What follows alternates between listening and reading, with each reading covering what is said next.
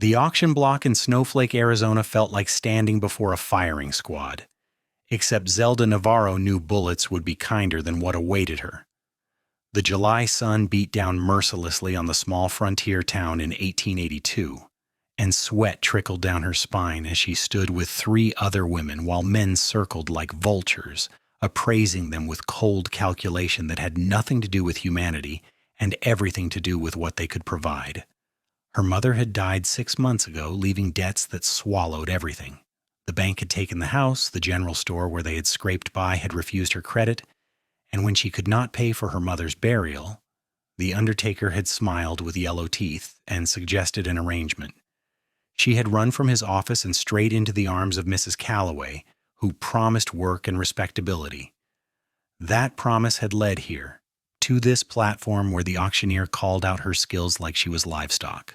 Strong back, good with numbers, can cook and clean, young enough to bear children, the man bellowed, and Zelda felt her face burn with shame. That had nothing to do with the relentless Arizona heat. The men in the crowd nodded and murmured. She recognized most of them. There was Mr. Peterson, whose wife had died last winter and who needed someone to care for his 6 children. There was the banker who had foreclosed on her home, looking at her now with an expression that made her skin crawl. There was the saloon owner who everyone knew worked his girls until they were used up and discarded. She had been taught her whole life that her value came from what she could provide. Her father had left when she was small because her mother could not give him sons. Her mother had worked herself to death trying to prove she was worthy of remaining in town, of having a roof over her head, of existing. And now Zelda stood on this platform being sold to the highest bidder based on her usefulness, her ability to serve. $300, called out the banker, and bile rose in Zelda's throat. $350, countered the saloon owner, and she knew if he won, she would spend her nights serving men in ways that would destroy whatever remained of her soul. She closed her eyes and prayed for the first time since her mother's death, though she did not know what she was praying for. Death, maybe. Mercy, certainly. $500. The voice was new, deep, and calm, cutting through the chaos like a knife through butter. Zelda's eyes snapped open, searching the crowd for the speaker. She found him standing at the back, tall and broad-shouldered, with dark hair that curled slightly at his collar and eyes that were startling blue even from a distance. He wore typical cowboy attire, dusty from travel, with a Stetson shading his face from the brutal sun. But it was his expression that caught her attention. He was not looking at her the way the other men did, with assessment and appetite. He was looking at her with something that might have been fury, though it did not seem directed at her. $500 from the stranger, the auctioneer called out gleefully. Do I hear $550? The other men grumbled but shook their heads. $500 was more than most of them made in half a year. The stranger was either rich or crazy, and nobody wanted to compete with either. Sold to the gentleman in the back, the auctioneer declared, and just like that, Zelda's fate was sealed. She was ushered off the platform, her legs shaking so badly she nearly stumbled on the steps. The stranger paid in cash, counting out bills with steady hands while the auctioneer and Mrs. Calloway fawned over him. Then he turned to her, and up close Zelda could see the hard lines around his mouth, the way his jaw was clenched tight, the anger that still simmered in those blue eyes. "Let's go," he said quietly, and started walking toward the edge of town where a beautiful chestnut mare stood tied to a post. Zelda hurried after him, her worn boots kicking up dust. "Where are we going?" "My ranch. It's about an hour's ride north. What do you expect from me?" The question came out sharper than she intended, but she needed to know, needed to prepare herself for whatever came next. He stopped walking and turned to face her. "I expect you to live like a human being instead of property. I expect you to eat 3 meals a day and sleep in a real bed and not have to degrade yourself to survive." His voice was rough with barely controlled emotion. "What I do not expect is for you to owe me anything. What happened back there was wrong, and I will not profit from another person's desperation." Zelda stared at him, unable to process his words. In her 21 years of life, no one had ever offered her something for nothing. There had to be a catch. There was always a catch. "I do not understand," she whispered. He sighed, and some of the anger seemed to drain from his posture. "I know, but you will. Come on, we need to get going before the heat gets worse." He untied the mare and then surprised her by producing a second horse from behind the building, a gentle-looking gray gelding. "You can ride, I assume?" "Yes." Her mother had owned a horse once before everything fell apart, and Zelda had loved riding through the high desert country surrounding Snowflake. "Good." He handed her the reins and then mounted his own horse with practiced ease. "I'm Daniel Brennan, by the way. Most people call me Dan." "Zelda Navarro." Her voice was small, uncertain. "I know, the auctioneer said." He adjusted his hat and looked at her with an expression she could not quite read. "You do not have to be afraid, Zelda. I know you have no reason to trust me, but I promise I will not hurt you." She wanted to believe him. God, how she wanted to believe him. But trust was a luxury she could not afford, so she simply nodded and mounted the gray gelding, and they rode out of Snowflake together in silence. The land around them was breathtaking in its starkness. Red rock formations jutted up from the earth like ancient sentinels, and scattered juniper trees provided sparse shade.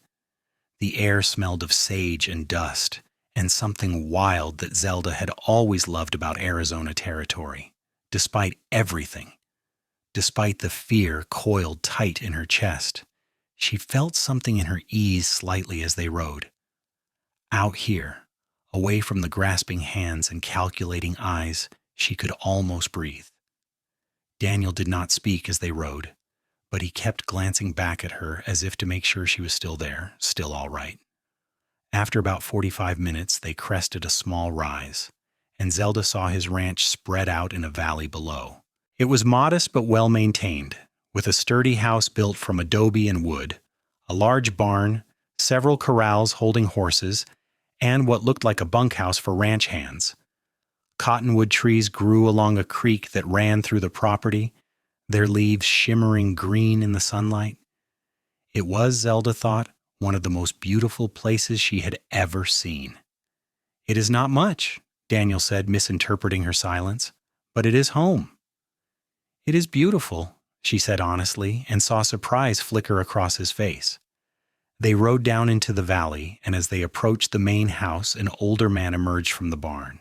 He was lean and weathered, with gray hair and kind eyes that crinkled at the corners when he saw them. "You made it back," the man called out, "and I see you brought company."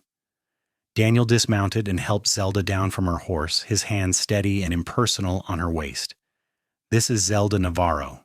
Zelda, this is Marcus Webb, my foreman, and the only reason this ranch has not fallen apart." Marcus's expression shifted as he looked between them, and Zelda saw understanding dawn in his eyes. His jaw tightened. "You went to one of those "I did." "Damn it, Dan. We talked about this. You cannot save everyone." "I saved one person today. That is enough." Daniel's voice was firm, brooking no argument. He turned to Zelda. "Marcus is trustworthy. There are two other hands who work here, brothers named Tom and Eddie Chen. They are good men. You are safe here." That word again, safe. Zelda did not know what to do with it. Marcus seemed to shake off his concern and gave her a small, genuine smile. "Welcome to the Brennan Ranch, Miss Navarro. Let me show you where you will be staying." He led them to the main house, and Zelda was surprised when they went inside. She had expected to be taken to the bunkhouse, to be housed with the other workers, but instead Marcus showed her to a bedroom on the ground floor, sunny and clean, with real furniture and curtains on the windows. "This was meant to be a guest room," Marcus explained, "but we do not get many guests out here, so it is yours for as long as you need it."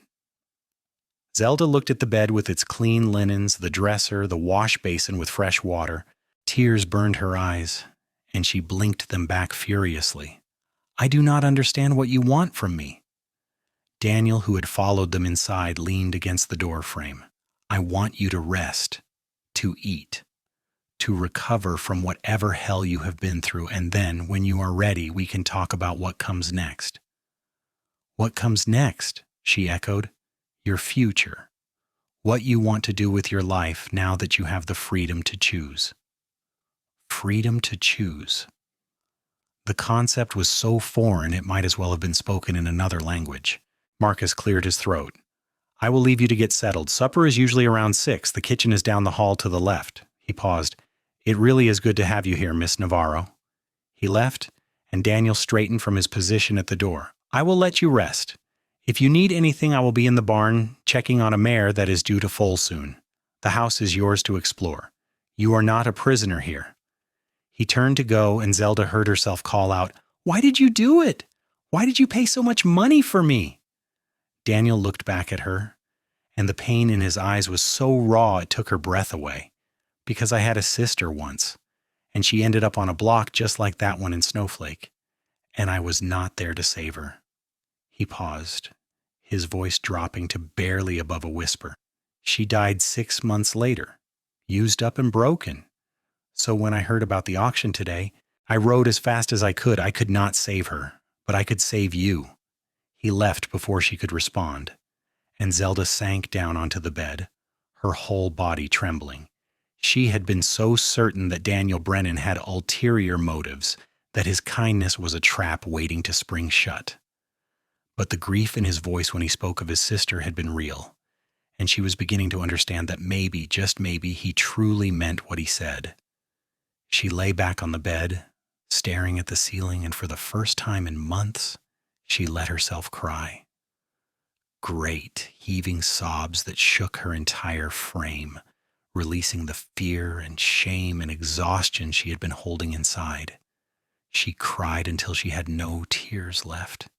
And then, surrounded by clean sheets and safety, she fell into the deepest sleep she had experienced since her mother died. When she woke, the light outside had shifted to the golden hues of late afternoon. Zelda sat up, disoriented for a moment before remembering where she was. Her stomach growled, reminding her that she had not eaten since the previous evening. She stood, splashed water on her face from the basin, and ventured out into the hallway. The house was quiet, but she could hear someone moving around in the kitchen. Following the sounds, she found Daniel standing at a large wooden table, slicing bread with practiced efficiency. He looked up when she entered, and some of the tension in his shoulders eased. "You are awake. Good. Are you hungry?" "Yes," she admitted. "Sit. I am not much of a cook, but I can manage the basics." He set the bread on a plate and began assembling sandwiches with cold beef, cheese, and some kind of pickle relish. Marcus usually handles the cooking, but he is helping Tom and Eddie with the horses. Zelda sat at the table watching him work. He moved with a quiet confidence that spoke of a man comfortable in his own space, in his own skin. "You did not have to do this." "Make you a sandwich? It is hardly a hardship." "No, any of it. Buying me from that auction, bringing me here, giving me a room." Daniel set a plate in front of her and then sat down across the table with his own. "Yes, I did. I could not stand there and watch you be sold to men who would use you up and throw you away. I could not do that and still live with myself." She took a bite of the sandwich, and it was so good she almost whimpered. Simple food, but made with care, and her body desperately needed it. "Your sister," she said quietly. "What was her name?" Pain flickered across his face, but he answered, "Diana. Diana Brennan. She was 2 years younger than me and the best person I ever knew. She was kind and funny and saw good in everyone." He stared down at his plate. "Our parents died when I was 22 and she was 20. They left us some money, enough to buy this land and start the ranch. But Diana met a man in town, fell in love with him. He seemed respectable, a businessman from back east." Zelda could guess where this was going, but she remained silent, letting him tell the story. He convinced her to marry him, told her he would take care of her. By the time I realized what was happening, he had taken her to Denver and gone through all her money. Then he abandoned her there with nothing. Daniel's hands clenched into fists on the table. "I went looking for her as soon as I found out, but it was too late. She had been desperate, alone in a city she did not know. Someone had promised her work, and it turned into what it turned into. "I am sorry," Zelda whispered. "I found her eventually. Bought her freedom just like I bought yours today, but the damage was done. She was sick, broken in ways I could not fix. She died in my arms. And the last thing she said to me was that she was sorry for being worthless." His voice cracked. She thought she was worthless because of what had been done to her, because of how she had been used. And I have spent the last 3 years wishing I could go back and tell her that her value had nothing to do with what she could do for men, that she was precious just for being Diana. Zelda felt tears on her cheeks again. "She knew you loved her." "I hope so." Daniel wiped his own eyes roughly. "I am sorry. I did not mean to lay all of that on you. Do not apologize. It helps me understand." They ate in silence for a few minutes, and then Daniel said, "You do not owe me your story, but if you want to talk about what led you to that auction, I will listen." So Zelda told him about her father leaving, about her mother working herself to death trying to be enough, trying to prove her worth to a town that saw her as defective for not giving her husband sons, about the debts and the foreclosure, and the terrible choices that had led to Mrs. Calloway's promise of work, about standing on that platform feeling like her entire life had been a journey toward that moment of ultimate degradation. "Everyone I have ever known has measured my value by what I could do for them," she said when she finished. "My father wanted sons, so I was not enough. The town wanted us to contribute, to serve, to never ask for anything. My mother tried so hard, and it still was not enough. And today those men looked at me and saw a uterus and a pair of hands and nothing else." Daniel reached across the table and took her hand. The gesture was gentle, asking permission even as he made it. "You are not what you can do for anyone. You are Zelda Navarro, and you have value just because you exist. You are brave and strong, and you have survived things that would break most people. That is who you are inside, and that is what matters." She looked at their joined hands, his calloused and work-roughened, hers smaller but equally marked by labor. Something shifted in her chest, a tiny crack in the armor she had built around her heart. "I do not know how to be anything other than useful," she admitted. "Then learn. You have time. You have space. You have safety." He squeezed her hand gently and then released it. "There is no rush, Zelda. Heal first. Everything else can wait." Over the next few weeks, Zelda began to understand what Daniel meant. She woke each morning in her sunny room, and no one demanded anything from her. Marcus cooked breakfast for everyone, and the hands treated her with friendly respect that expected nothing in return. Daniel went about his work on the ranch, and while he was always kind to her, he never pushed, never demanded, never looked at her with anything but honest concern for her well-being. It was unsettling at first. She kept waiting for the trap to spring, for someone to present her with a bill for Daniel's kindness and demand payment. But days turned into a week, then 2, and nothing happened. She was simply allowed to exist. Slowly, carefully, she began to explore who she might be beyond useful.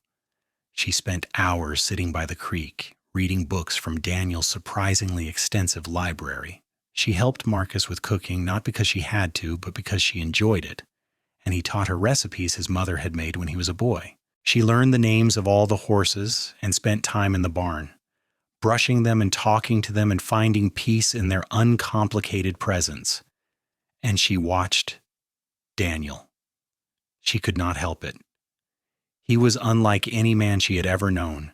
He worked harder than anyone else on the ranch, up before dawn and rarely stopping until after dark. But he was never cruel, never harsh.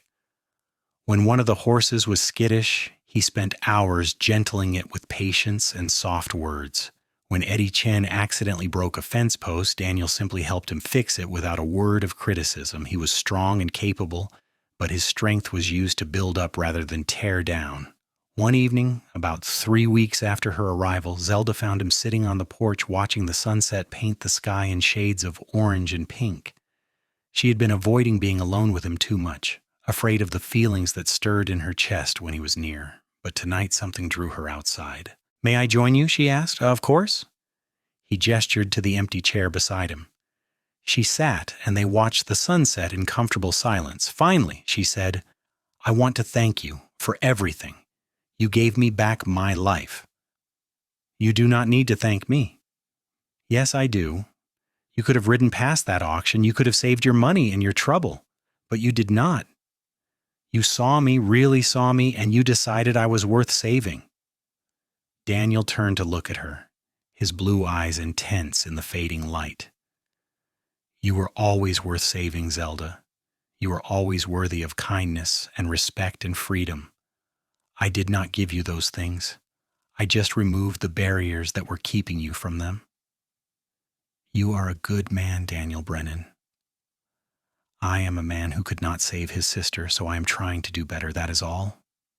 It is more than most would do." He smiled then, a real smile that transformed his face, and Zelda felt her heart skip a beat. Oh, this was dangerous. This feeling blooming inside her, warm and bright and terrifying.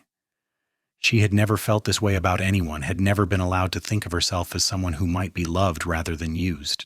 "Tell me about the ranch," she said, desperate to shift to safer ground. "How did you build all of this?" Daniel settled back in his chair, and his voice took on the cadence of a man telling a beloved story. "When I bought this land 5 years ago, there was nothing here but scrub brush and possibility. I had money from my parents and a dream of building something lasting.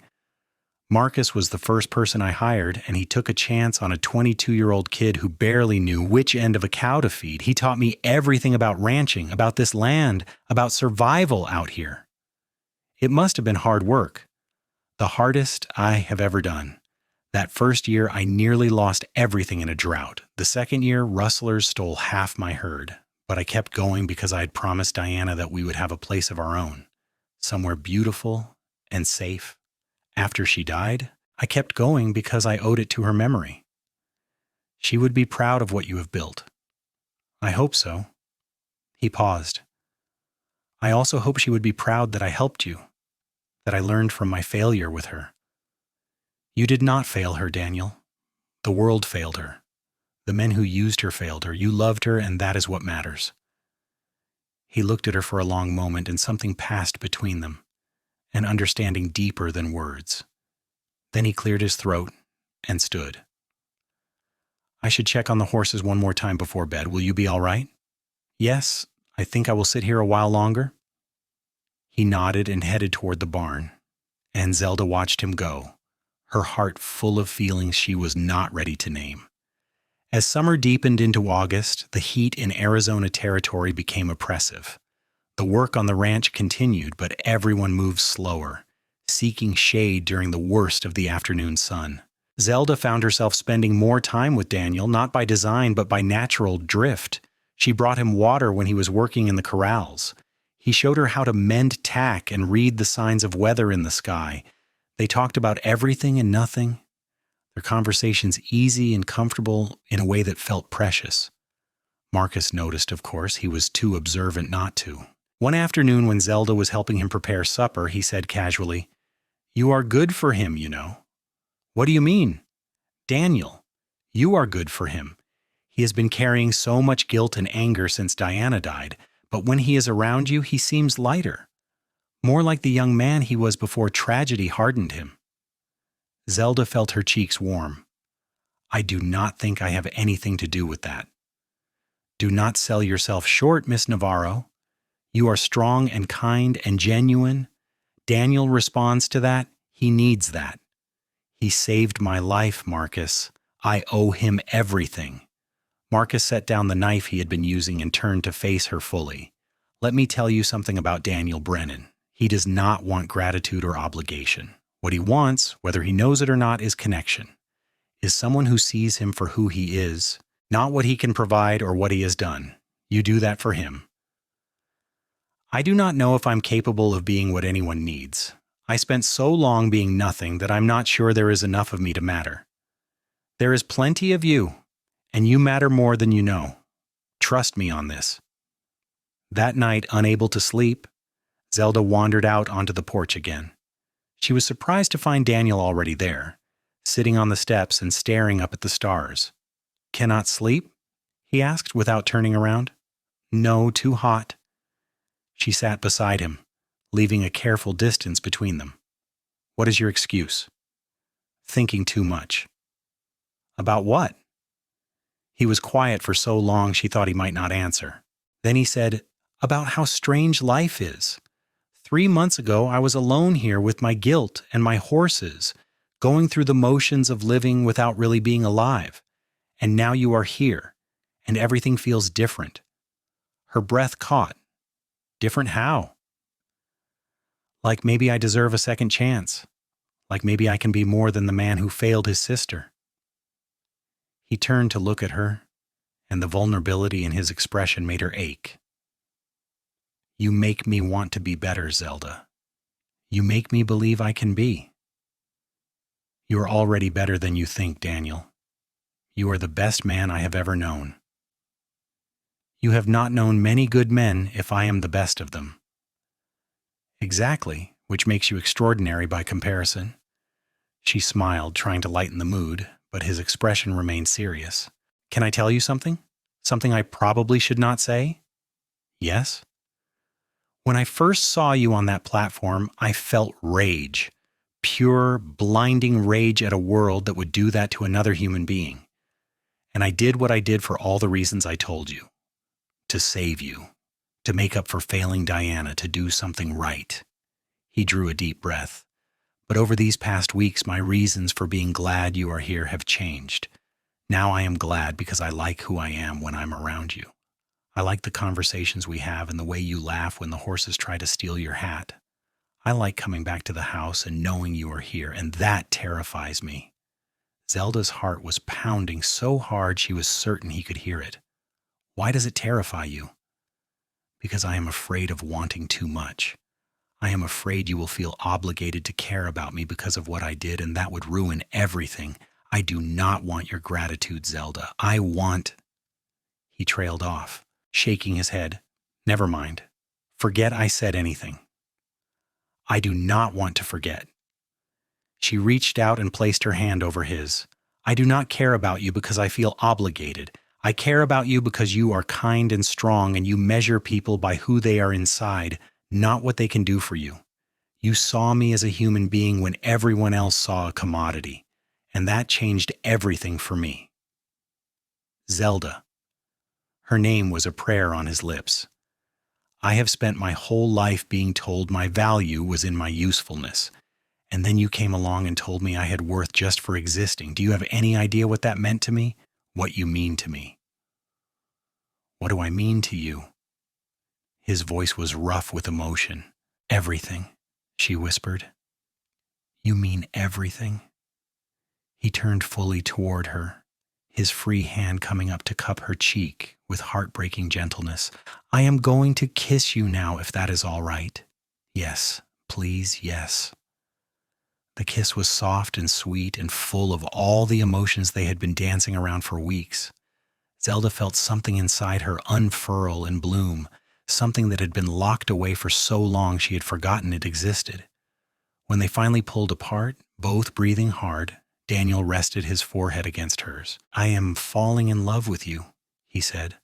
"I know it is fast, and I know you might not be ready, but I needed you to know."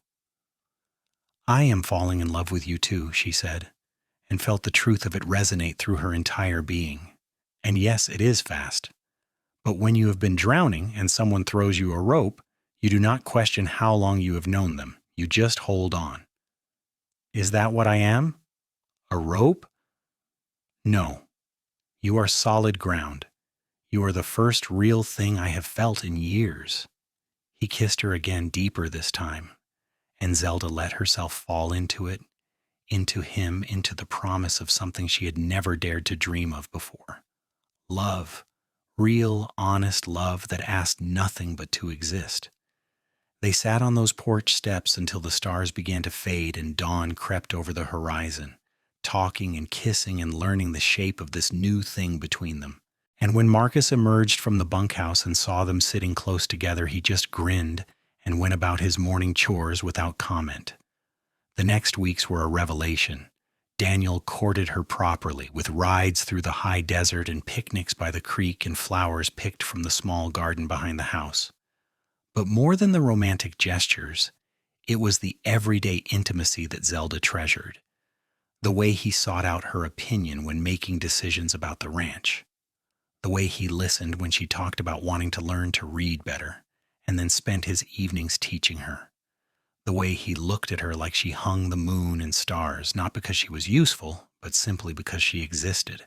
One evening in late September, as the brutal summer heat began to ease into something more bearable, Daniel took her to his favorite spot on the ranch.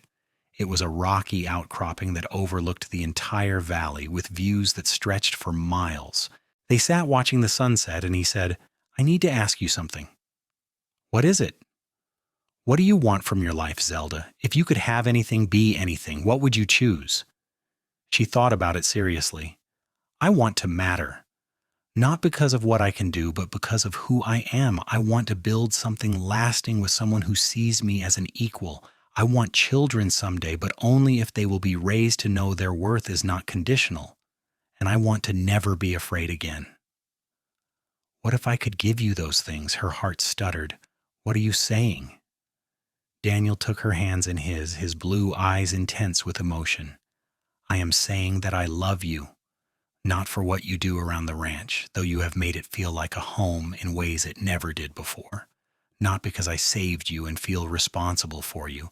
I love you because you are brave and kind and real. You do not pretend to be anything you are not, and you make me want to be my best self. I love who you are inside, Zelda Navarro, and I want to spend the rest of my life proving that to you every single day." Tears streamed down her face. "I love you too. So much it scares me." "Do not be scared. Be brave with me. Marry me. Be my partner, my equal, my everything. Build a life with me where worth is never measured by usefulness, where love is freely given and never earned. Say yes, Zelda. Please say yes." "Yes," she sobbed, laughing and crying at the same time. "Yes, yes, 1,000 times yes."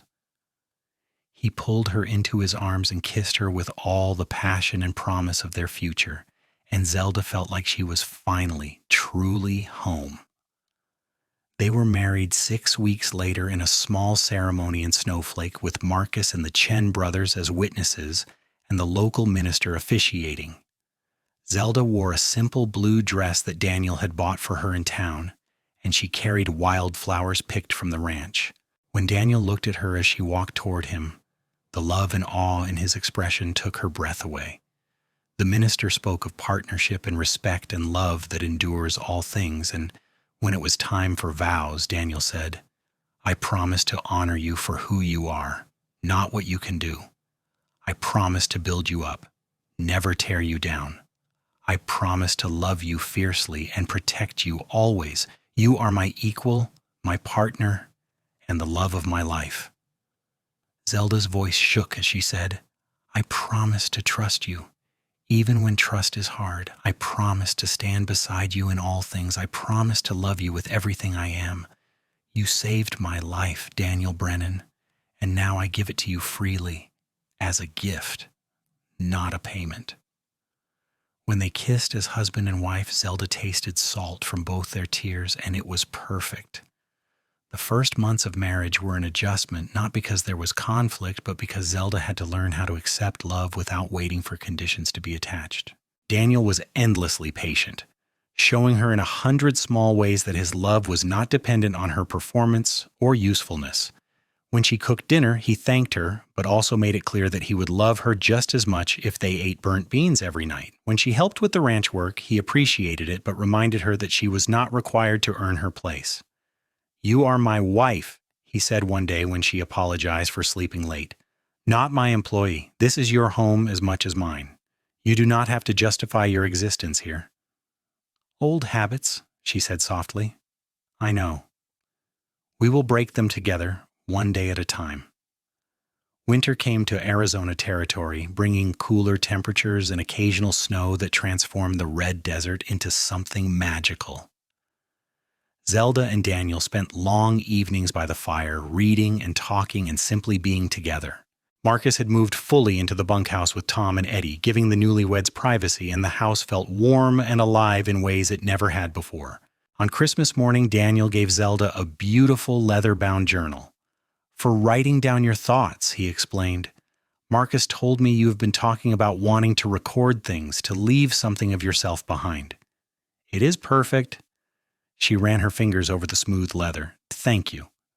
There is something else." He pulled out a small wooden box and opened it to reveal a delicate silver necklace with a pendant shaped like a star. Diana loved stars. She used to say they were proof that beautiful things could exist even in darkness. "I had this made for her, but she died before I could give it to her. I want you to have it." "Daniel, I cannot take this. It was meant for your sister." "It was meant for someone I love, and I love you, Zelda. Diana would want you to have it. She would be happy knowing that something meant for her brought joy to you." Zelda fastened the necklace around her neck, feeling the weight of it settle against her skin.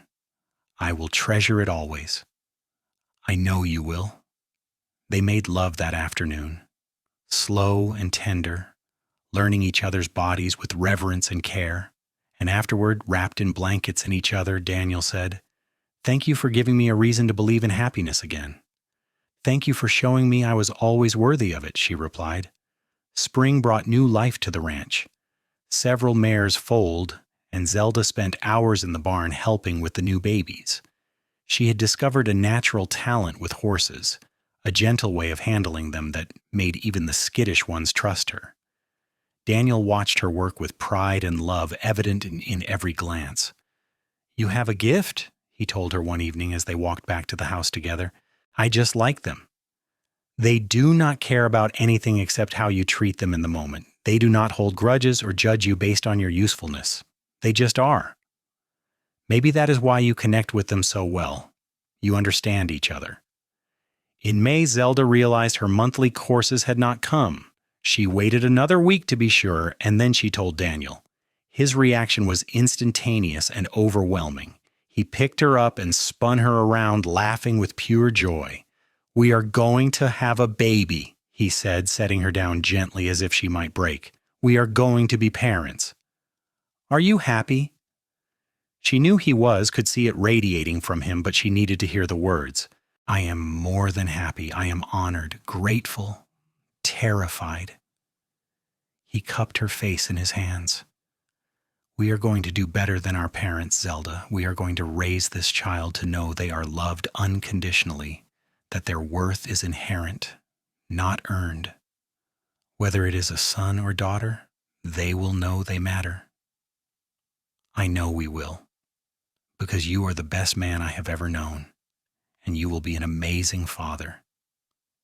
The pregnancy was relatively easy, though the summer heat made Zelda miserable at times. Daniel fussed over her constantly to the point where she had to remind him she was pregnant, not dying. But his care came from love, not control, and she found she did not mind it as much as she thought she would. Marcus was thrilled about the baby, already planning to teach the child to ride as soon as they were old enough. Tom and Eddie carved a beautiful wooden cradle as a gift, and when they presented it to Zelda, she cried at the thoughtfulness. "You have a family here," Eddie said. "Not just Daniel, but all of us. This baby will be loved by everyone on this ranch." "I know," Zelda said, "and that means everything." In December, 2 days after Christmas, Zelda went into labor. It was long and difficult, and there were moments when she was certain she could not do it. But Daniel never left her side, holding her hand and telling her how strong she was, how brave, how loved. "You are extraordinary," he said, as she pushed through another contraction. "You are the strongest person I have ever known." "I do not feel strong." "You are. You have survived things that would destroy most people, and now you are bringing new life into the world. That is strength, Zelda. That is courage." When their son finally entered the world with a loud, healthy cry, Zelda felt something settle in her soul. Daniel cut the cord with shaking hands, and when the midwife placed the baby in Zelda's arms, they both wept. He is perfect, Daniel said, his finger tracing the baby's tiny hand. Absolutely perfect. What should we name him? Zelda asked. Daniel was quiet for a moment, studying his son's face. Samuel. It means God has heard, because I prayed for a second chance and you came into my life, and now we have been blessed with him. Samuel Brennan. It is a good, strong name. For a good, strong boy who will grow up knowing he is loved for who he is, not what he can do. They spent that first night together as a family, marveling at the tiny life they had created. And when Samuel finally fell asleep, cradled between his parents, Daniel kissed Zelda's forehead and said, "Thank you for choosing me, for trusting me, for building this life with me. Thank you for seeing me when I was invisible, for measuring my worth by who I was inside, not what I could do. You gave me everything, Daniel. Everything." The years that followed were full and rich. Samuel grew into a bright, curious toddler who loved horses almost as much as his mother did. The ranch prospered, and Daniel and Zelda became known throughout the territory as fair employers who treated their workers with respect and dignity. When Samuel was 3, Zelda gave birth to a daughter they named Diana after Daniel's sister. And 2 years after that, another son arrived, whom they called Marcus, after the foreman who had become like family. Each child was raised knowing they were loved unconditionally, that their worth was not tied to their usefulness or achievements, but simply to their existence. On their 10th wedding anniversary, Daniel and Zelda rode out to the rocky outcropping where he had proposed. The children were with Marcus back at the ranch, giving them a rare afternoon alone together.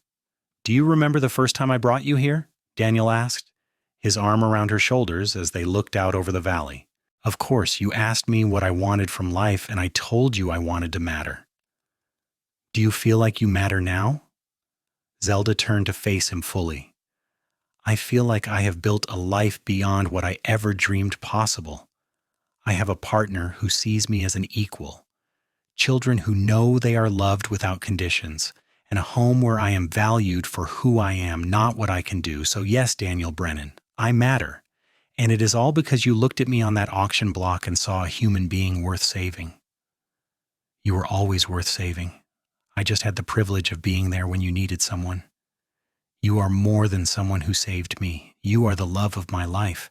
You are the man who taught me that worth is inherent, not earned. You changed everything for me. You changed everything for me too. Before you, I was just going through the motions, weighed down by guilt and regret. But you made me believe in second chances and new beginnings. You made me want to be better. We made each other better. That is what love does." He kissed her then, deep and passionate, and Zelda felt the same flutter in her stomach she had felt the first time he kissed her on the porch steps all those years ago. Some things, she thought, never changed. The love between them had only grown deeper and richer with time. As the sun set over the valley, painting the sky in brilliant shades of orange and gold, they rode back to the ranch together, home to their children and the life they had built, brick by brick, day by day, on a foundation of love and respect and the radical belief that people had worth beyond their usefulness. Marcus was on the porch when they arrived, Samuel helping him shell peas while little Diana toddled around nearby and baby Marcus napped in a cradle at his feet. It was a scene of such ordinary domestic happiness that Zelda felt her throat tighten with emotion. "Welcome back," Marcus called. "How was your ride?" "Perfect," Daniel said, helping Zelda dismount. "Everything is perfect." And it was true. Not perfect in the sense that there were no challenges or difficulties. The ranch still required constant work, money was sometimes tight, and raising 3 young children was exhausting. But it was perfect in the ways that mattered. They had love. They had respect. They had a family built on the foundation of seeing each other's worth. That night, after the children were asleep and the house was quiet, Zelda stood at the window looking out at the stars. Daniel came up behind her, wrapping his arms around her waist and resting his chin on her shoulder. "What are you thinking about?" he asked. "About how far we have come, about the woman I was on that auction block, so certain she was worthless, and about the woman I am now, standing in her own home with her husband and children sleeping peacefully nearby. It feels like a miracle. It is not a miracle. It is what happens when someone is given the freedom and safety to become who they were always meant to be. You were never worthless, Zelda. You were always extraordinary. The world just tried to convince you otherwise. And you convinced me they were wrong. No. I just cleared away the obstacles so you could convince yourself. All I did was love you. You did the hard work of learning to believe you deserved that love. She turned in his arms to face him. I love you, Daniel Brennan. Today, tomorrow, and for all the days we have left. I love you too. You are my heart, Zelda. My home, my everything. They stood there in the quiet darkness, holding each other. And Zelda thought about the journey that had brought them to this moment, from desperation and despair to love and belonging, from being measured by usefulness to being valued for intrinsic worth. It had not been an easy road, but it had been worth every step. The years continued to pass, marked by small joys and everyday miracles. Samuel grew tall and strong, with his father's blue eyes and his mother's way with horses. Diana was clever and curious, constantly asking questions and demanding to know how things worked. Little Marcus was gentle and kind, with a gift for making everyone around him smile. When Samuel turned 15, he asked his parents about the story of how they met. Zelda and Daniel exchanged glances, wondering how much to tell him. Your mother and I met in Snowflake, and Daniel said carefully. She was in a difficult situation, and I was able to help. What kind of difficult situation? Zelda took a breath and decided her son deserved the truth. I was being sold at an auction, Samuel. After your grandmother died, I had nothing and no one. There were men who saw me as property, as something to be used, but your father saw me as a human being. He paid for my freedom and brought me here, and he never asked for anything in return except that I be myself. Samuel's eyes were wide. People were selling other people, like slaves? Different circumstances, but the same basic evil.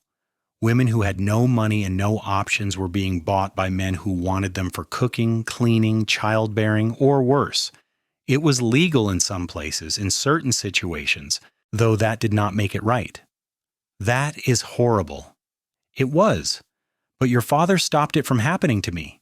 He measured my worth not by what I could do for him, but by who I was inside. And that changed everything. Diana, who had been listening from the doorway, came into the room. Is that why you always tell us we have worth just for being ourselves? Because someone taught you that? Yes, your father taught me that. And now we are teaching you. And someday you will teach your own children. We break the cycles of thinking that value is conditional. We build better futures. I am glad Papa saved you, Mama, Diana said, climbing into Zelda's lap even though she was getting too big for it.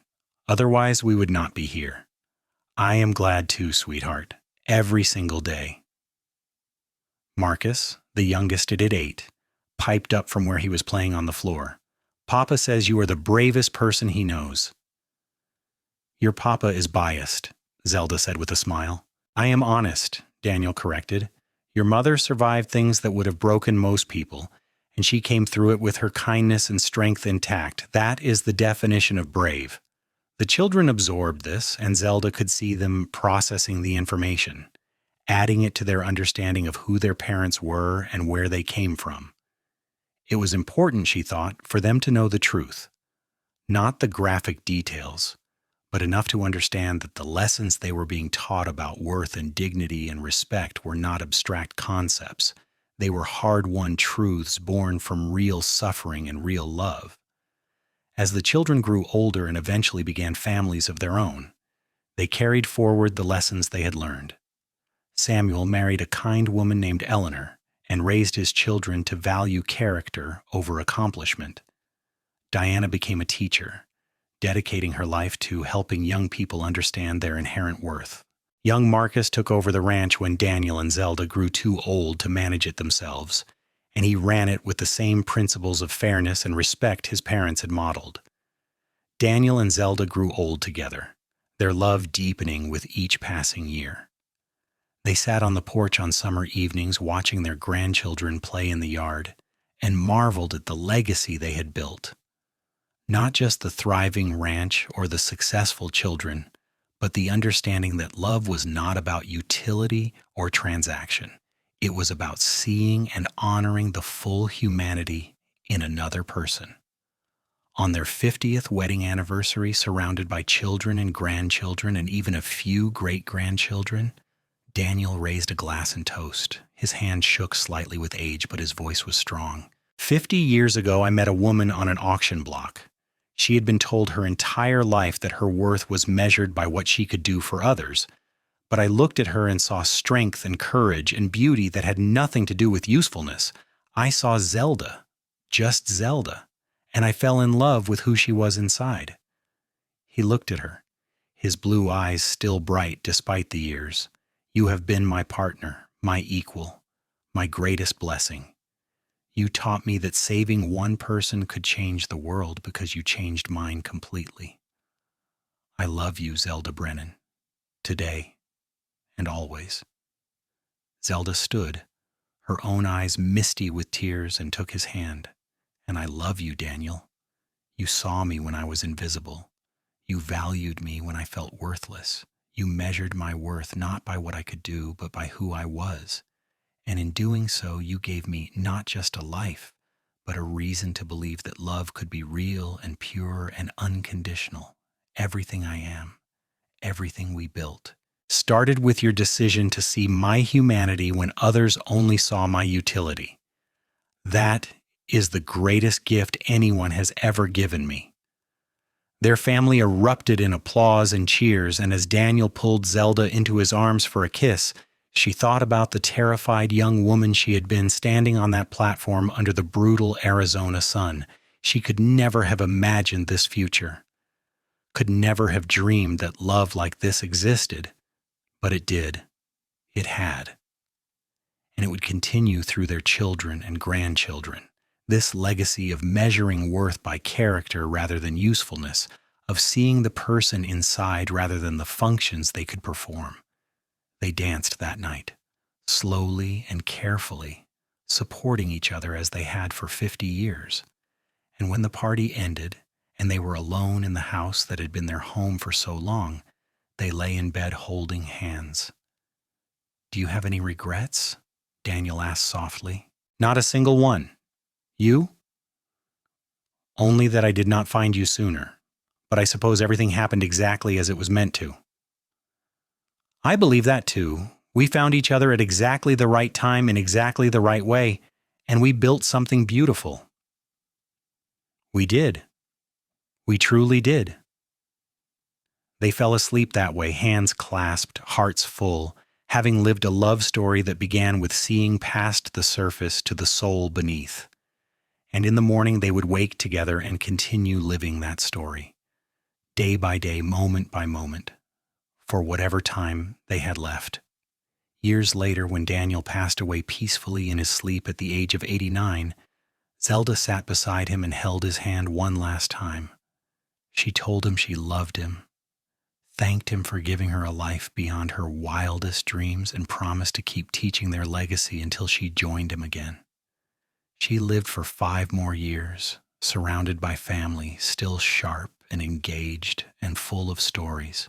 When she talked about Daniel, her eyes would light up with the same love she had felt at 21, and she never stopped wearing the star necklace that had belonged to Diana, a reminder that beautiful things could exist even in darkness.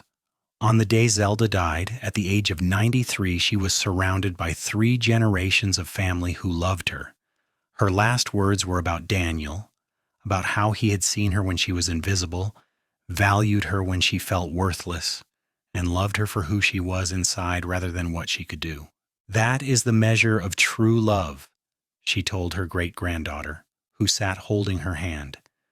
"Not what you can get from someone, but who you can be with them. Your great-grandfather taught me that, and it changed everything. Never forget it, sweetheart. Your worth is not in your usefulness. It is in your existence. You matter simply because you are.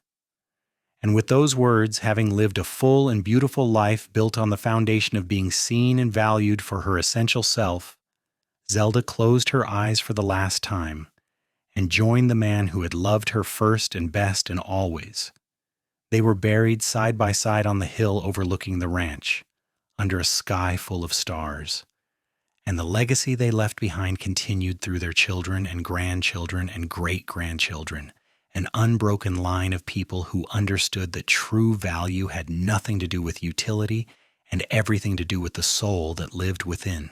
They had learned this lesson from two people who had found each other in the darkest of circumstances and built a love that illuminated not just their own lives, but the lives of everyone they touched. The ranch still stood, run now by Marcus's grandson, operated with the same principles of fairness and respect that Daniel and Zelda had established over a century before.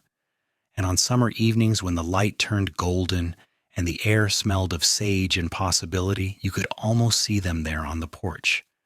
Two souls who had found each other against all odds, who had loved each other through triumph and trial, and who had proved that the truest measure of any person was not what they could do, but who they were inside. Their story lived on, passed down through generations, a testament to the transformative power of seeing and honoring another person's essential humanity. It was a story about freedom and dignity and the radical act of measuring worth by character rather than capability. But most of all, it was a story about love. Real, honest, enduring love that asked nothing except to exist and give and grow. And that love, kindled on a July day in Snowflake, Arizona in 1882 when a cowboy looked at a woman on an auction block and saw not property but a person, continued to burn bright long after both of them were gone, lighting the way for everyone who came after, because that is what true love does. It endures, it transforms, it teaches, and it never ever measures worth by anything other than the content of a person's heart.